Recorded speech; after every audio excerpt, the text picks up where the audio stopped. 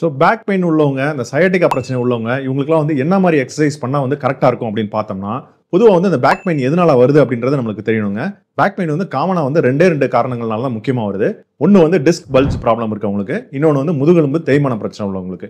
So இவங்க 2 பேத்துக்கு வந்து ஏன் வந்து இந்த வலி வருது அப்படின்றத தெரிஞ்சுக்கிறது மூலமா நம்ம வந்து என்ன மாதிரி எக்ஸசைஸ் இவங்களுக்கு பண்ணால் சரி வரும் அப்படின்றத நம்ம கரெக்டாக வந்து ஜட்ஜ் பண்ணிடலாங்க.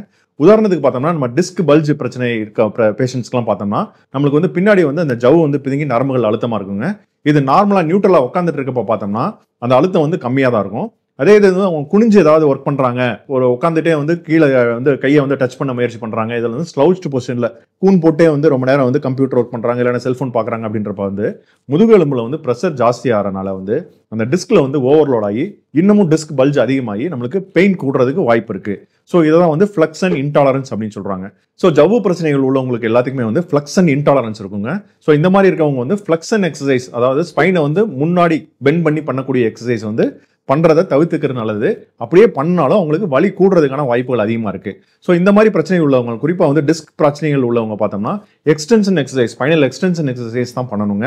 ஸோ எக்ஸ்டென்ஷன் எக்ஸசைஸ் பண்றப்ப நம்மளுக்கு வந்து பின்னாடி இருக்கிற ஸ்பைனல் மசில்ஸ் எல்லாமே வந்து நல்லா வந்து ஒரு ஸ்ட்ரென்த் ஆகுங்க. ஸோ டிஸ்க் பிரச்சனை உள்ளவங்க வந்து வீட்லயே வந்து காமனா பண்ணக்கூடிய 5 சிம்பிளான ஸ்பைனல் எக்ஸ்டென்ஷன் எக்ஸசைஸ் என்னங்கிறத நம்ம இப்ப பார்க்கலாங்க. வணக்கங்க.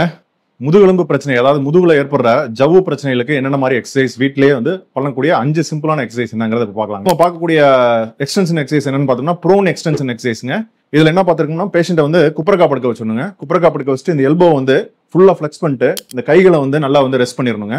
ஸோ அதுக்கப்புறம் வந்து ஹெட், நெக், ஷோல்டர்ஸை வந்து மெதுவாக வந்து ஸ்லோவா லிஃப்ட் பண்ணுங்க.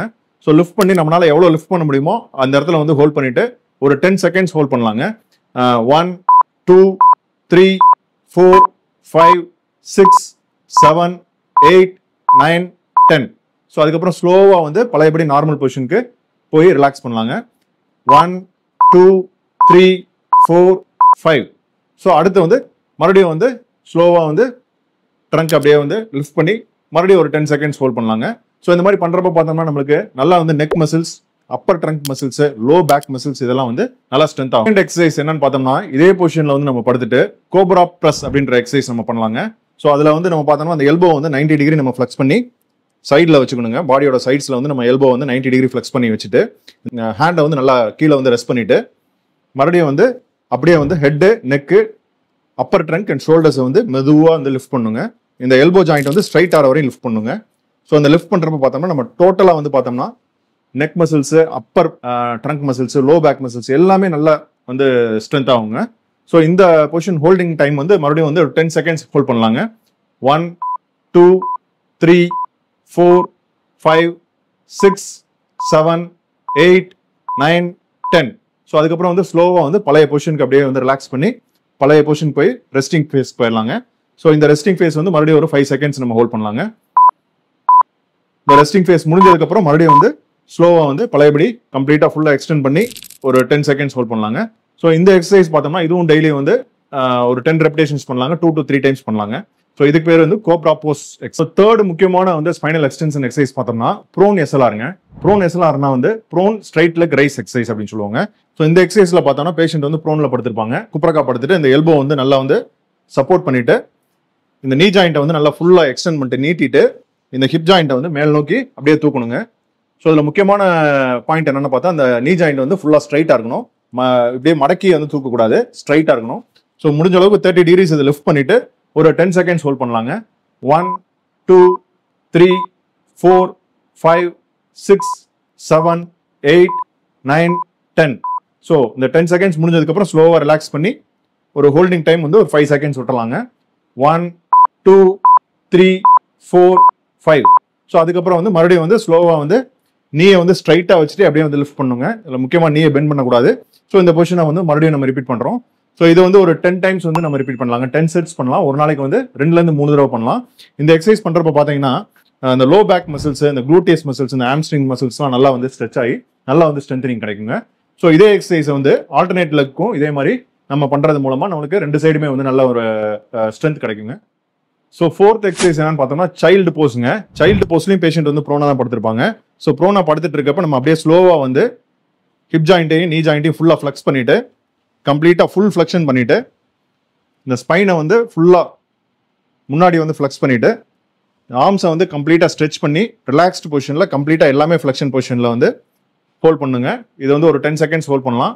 1 2 3 4 5 6 7 8 9 10.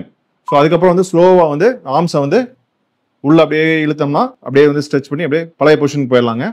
இந்த பழைய பொசிஷனில் வந்து ரிலாக்ஸ் பண்ணுறது ஒரு 5 செகண்ட்ஸ் ரிலாக்ஸ் பண்ணிக்கலாம். 1 2 3 4 5. இப்போ பழையபடி வந்து நம்ம வந்து ஸ்பைனை வந்து ஃப்ளெக்ஸ் பண்ணிவிட்டு ஆர்ம்ஸை வந்து நல்லா ஸ்ட்ரெச் பண்ணி மறுபடியும் ஒரு 10 செகண்ட்ஸ் வந்து இதை கண்டினியூ பண்ணலாங்க. எக்ஸசைஸும் பார்த்தீங்கன்னா ஒரு நாளைக்கு வந்து 2லேருந்து 3 தடவை பண்ணலாம். ஒவ்வொரு தடவையும் வந்து ஒரு 10 ரெபிடேஷன்ஸ் பண்ணலாங்க. ஸோ இது பண்ணுறது மூலமாக பார்த்தோம்னா நம்மளுக்கு இந்த பேக் மசில்ஸ் வந்து நல்லா வந்து ஃபுல்லாக வந்து ஸ்ட்ரென்தன் ஆகிறதுக்கு வாய்ப்பு. இந்த 5th எக்ஸசைஸ் என்னன்னு பார்த்தோம்னா பெல்விக் பிரிட்ஜ் எக்ஸசைஸுங்க. ஸோ இந்த எக்ஸசைஸில் பார்த்தோம்னா பேஷண்ட் வந்து சுப்பைனில் படுத்துட்டு இந்த ஆர்ம்ஸை வந்து சைட் ஆஃப் த பாடி வச்சுட்டு இந்த நீயை வந்து 90 டிகிரி ஃப்ளெக்ஸ் பண்ணணுங்க. 2 நீயை 90 டிகிரி ஃப்ளெக்ஸ் பண்ணிட்டு ஃபுட்டை வந்து நல்லா வந்து பிளாட்ஃபார்மில் ரெஸ்ட் பண்ணிட்டு ஸ்லோவாக வந்து இந்த ஹிப் ஜாயிண்ட்டை வந்து அப்படியே மேலே லிஃப்ட் பண்ணுங்க. ஸோ இந்த லிஃப்ட் பண்ணுறப்ப நம்மளோட பாடி வெயிட் ஃபுல்லாகவே வந்து இந்த கைகளும் வந்து இந்த ஃபுட்டும் வந்து நம்ம எடுத்துக்கிற மாதிரி பார்த்துக்கணுங்க. ஸோ இந்த பொசிஷனில் பார்த்தோம்னா ஒரு 10 செகண்ட்ஸ் ஹோல்ட் பண்ணலாங்க.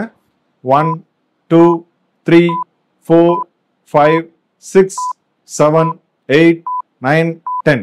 ஸோ அதுக்கப்புறம் ஸ்லோவாக வந்து பழைய பொசிஷனுக்கு அப்படியே ரிலாக்ஸ்டாக போயிட்டு ஒரு 5 செகண்ட்ஸ் வந்து ரிலாக்ஸ் பண்ணலாங்க. 1 2 3 4 5. ஸோ நெக்ஸ்ட் வந்து மறுபடியும் வந்து ஸ்லோவாக அப்படியே வந்து ஹிப்பை ரைஸ் பண்ணிட்டு ஒரு 10 செகண்ட்ஸ் ஹோல்ட் பண்ணலாங்க.